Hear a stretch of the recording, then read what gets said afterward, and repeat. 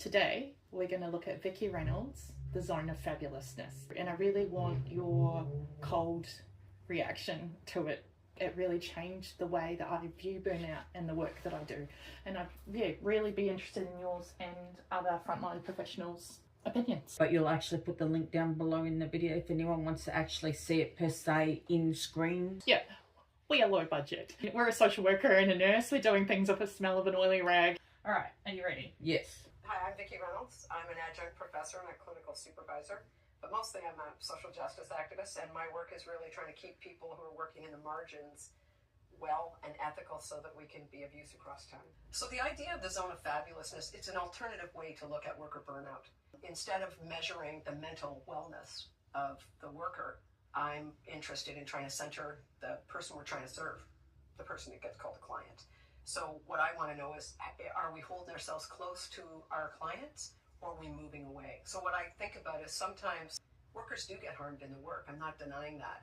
But it usually falls out one of two ways. One way that people kind of enact burnout is by moving way too close to clients and getting enmeshed with them. And the other way that people kind of burn out is when they move way too far away from clients and get disconnected from them. Do you feel when you're going into burnout that you move closer to clients or further away from clients, or do you do a mix depending on what's going on for you? I'm going to have to say mix. For me to get close to my clients, it would mean a long-term client. Yeah. Now, if it's a long-term client, say in the ICU setting, which we've had patients be more than 100 days in an ICU environment. Oh, wow. Okay. Yeah. There is a slight degree of enmeshment. One of the cases would be with one of my clients being they had pancreatitis. So that means their stomach was eroded away so it looked like a cheesecloth. Oh, goodness. Okay. I'll just keep it that simple, right? And as a result, they were very sick for a very, very, very long time. And it was touch and go to the point that several times we had called the wife in, who she was also pregnant. Oh, goodness. At late stages of pregnancy. Oh, goodness me. Yeah, okay. Right? Now, as you've heard from previous, because you're unaware of how an ICU environment works, we had this patient heavily sedated. They still can hear you. Yeah. So you treat them and you talk to them as you assume that they can hear everything. You don't know how much. Yeah, like they're awake all of the time. But you assume and you treat them that they're awake all the time. Yeah. Okay. So as a result, my care to him was that, and there was days where you could tell he was giving up. And I was in his ear when I was ever doing face, hair, eye care, because we need to do, say, eye care twice a shift and you know, oral care, because he can't do anything. He's got a tube in his mouth. During that time, I'm giving a really, really, really good scalp massage, and in doing the scalp massage is the time I would get in his ear and keep on saying, you know, talking about his wife and Bub and the will to live, the will to continue to fight. And ironically, this is my version of enmeshment. I did that. But then when he walked in the ICU unit 6 months later with his Bub, he remembered my voice and he remembered the story and actually thanked me, because that's what drove him to stay present on this earth side, as he was walking stick in one hand, Bub in the other hand. Yeah, well. So yes, there is enmeshment, but I'm still slightly careful. Yeah. But there is. You can't help it, especially on the long-term ones. They really do draw your heartstring. All right. I know when my husband died, one of the nurses actually came and cried with me. I've cried with patients when we've done brain death testing on their family, and I've cried because you can't. You're not human. If you don't. Exactly, if you can't show emotion. Right, anyway, let's keep going. As you're showing emotion, right? The zone of fabulousness in that center, and that's the place where we're connected, we're in line with our ethics, we're actually enacting our collective ethics for justice, we're collaborative with each other, and the person we're trying to serve is absolutely at the center. In the zone of fabulousness, that's where hope is. And in disconnection, that's the stealer of hope. Not only do they not bring hope, but they steal the hope of other workers, and they steal the hope of the people that we're trying to serve. All of my work is about bridging the work of social justice activism and community work. And if we work more along the ethics of social justice activism, where there's a bunch of tenets that help us do that work, one being, it's amazing what you can get done if you don't care who gets the credit.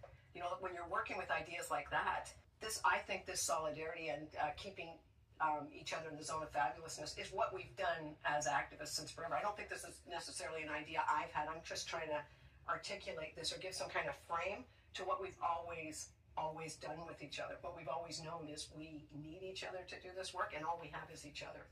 I think that's a really interesting point about you can get a lot done when you don't care who gets the credit. Yeah, but do you really think that's... I don't believe that exists in today's world. And I think that's why we don't get anything done. Mm-hmm.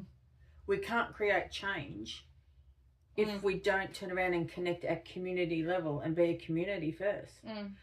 That's the biggest change, is when we all get together and work together as one. Well, I would say I really don't generally mind who gets the credit. And I often, like, people will often say to me, oh, you know, like, you've done this or done that, or thank you so much. And that makes me feel really embarrassed.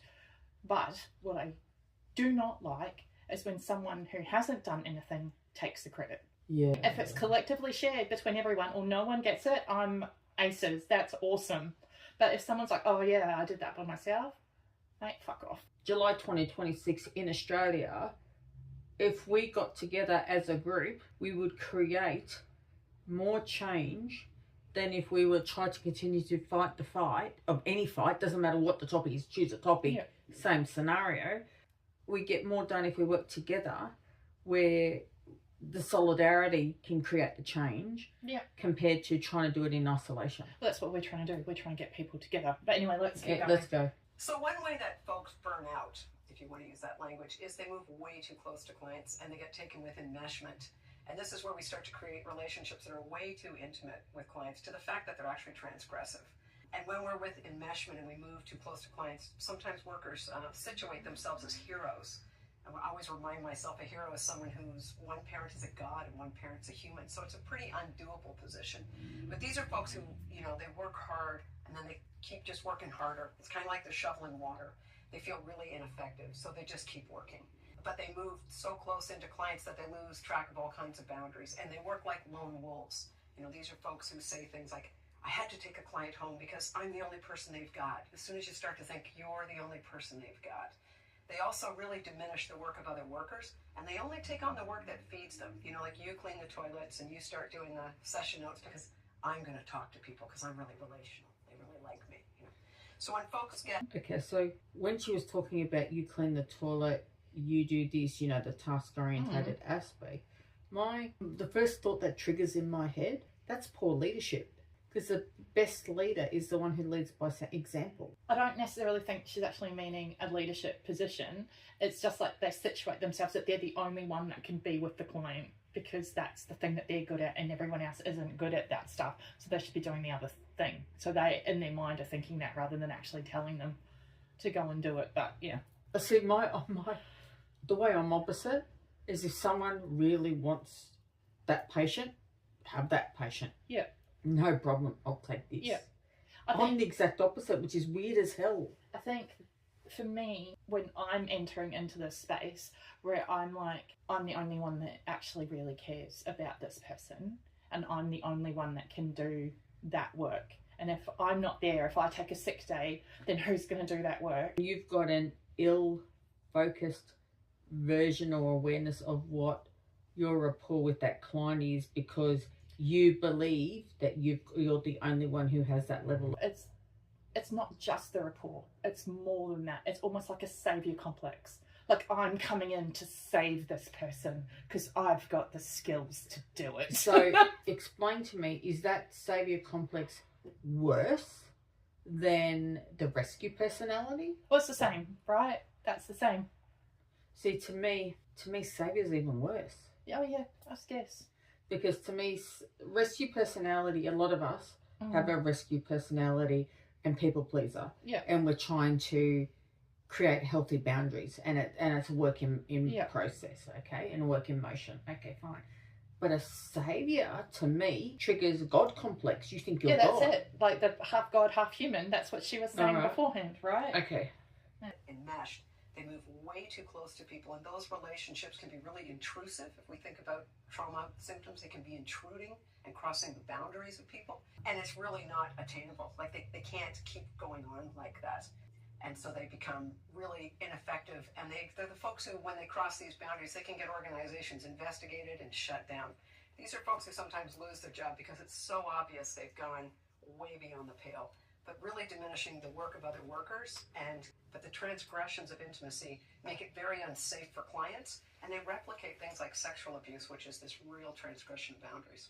If we're getting too close to our clients and we're caring too much, it's almost like we're engaging in grooming behaviours towards that client. Okay, I do not understand how she put it into the sexual abuse like that. So if I'm like, oh, I'm the only one that can help you, you're my favourite client, that's how groomers behave with people, you know, like disadvantaged or vulnerable yeah. They like, oh, you're special, I'm going to do this extra stuff for you so you come closer to me and then I'll take advantage of you.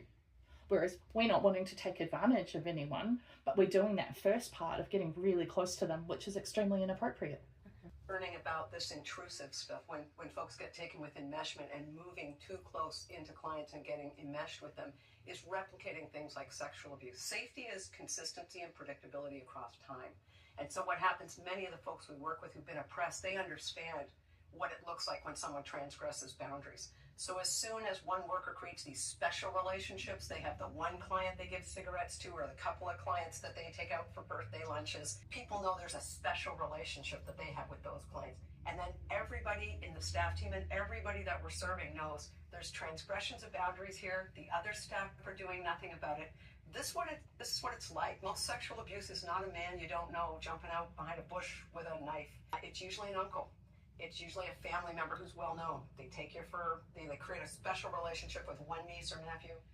Can you explain why she says sexual abuse? Because how can you taking someone out for lunch be sexual abuse? She's saying that it's imitating the grooming behaviour that happens before that. When someone is vulnerable and being abused in that early stages, everyone can see, like everyone in the family can see that that child or that person is being given special treatment, and yet no one does anything about it.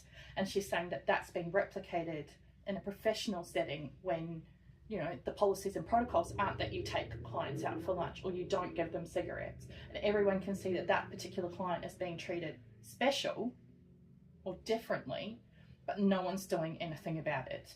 We should treat all of the clients the same. We shouldn't have special clients.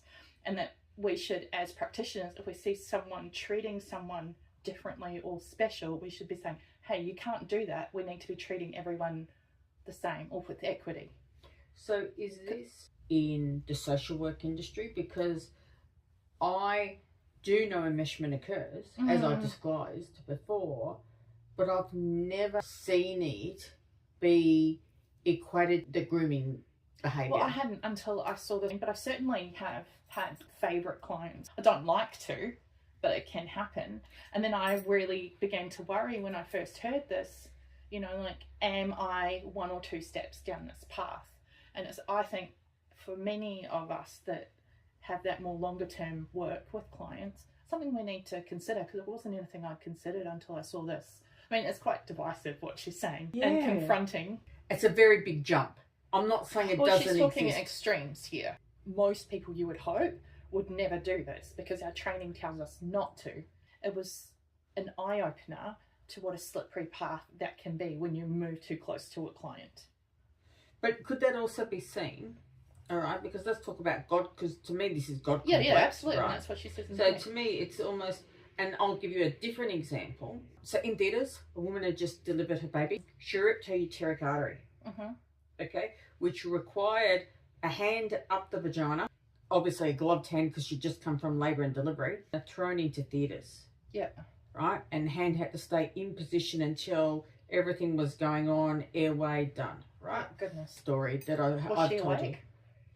No, she dropped consciousness very quickly, okay? Because she was bleeding out, okay, to the uteric artery. We're dealing with minutes. Yeah. You are literally cutting them open and they're still awake. Yeah. But they're unconscious. But you're still giving them drugs. You're just hitting them with everything, all simultaneously. It's a simultaneous action. Yeah. Right? The guy, the surgeon, turned around and was mucking around trying to saved this woman's uterus. This woman had a blood pressure of 40 on nothing. That's bad. I'm assuming Okay. from the look on your face. Yep. 40 on nothing, and you've got 3 lines going in. She had 21 bags of blood Oh, goodness, that's a lot. just pouring into her, full bore, under pressure, Yeah. getting it because she was losing it, right? And he was playing God complex because he was trying to save her uterus. Yeah. Because she had just had a baby. Yeah. Because the God complex was, I want to save this woman's uterus at all costs, Right, not the woman. not the woman. Goodness, yeah, okay. Okay, so that's enmeshment, but enmeshment of God complex, enmeshment on, That's also putting his values over potentially her values. and because, don't forget, this is an emergency, we're also talking a scenario where there was no, you're talking about choice and choice of survival. To me, survival would be, bluntly, who gives a flying fuck, save her life. Yeah. This child needs to have a mother. Yeah. Fuck if she can have another child or not. Counselling can deal with that later. Let's deal with what we've got right now. Clamp the arteries. Yeah. Upon which he eventually did. But yeah, to me, how long can a body sustain a pressure of 40 on nothing that it won't cause brain damage and other damage to other organs? Clamp the arteries, get the blood pressure to build up, do everything else, and then deal with it later. Yeah. On that note, why don't we do a part 2 for the rest of it? Because we're about halfway through this. Oh, video. we're only halfway through. Yeah. Oh, my Yeah. Lord. Okay, so we'll see you in part 2 then.